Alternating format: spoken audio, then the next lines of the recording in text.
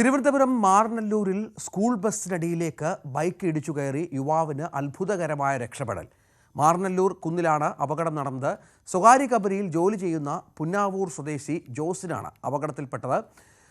Road സൈഡിൽ park ചെയ്തിരുന്ന മീൻ വണ്ടിയെ മറികടന്നെത്തിയ മാറനല്ലൂർ ഹയർ സെക്കൻഡറി സ്കൂളിലെ വാഹനത്തിനടിയിലേക്കാണ് ജോസിൻ വീണത്.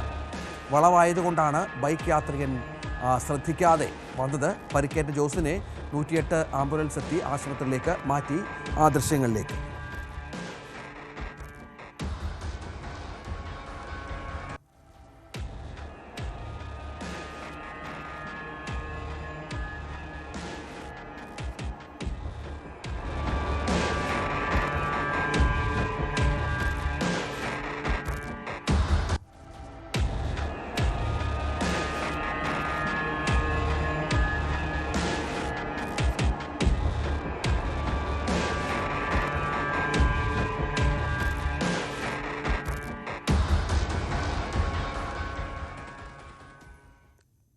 പോലീസിന്റെ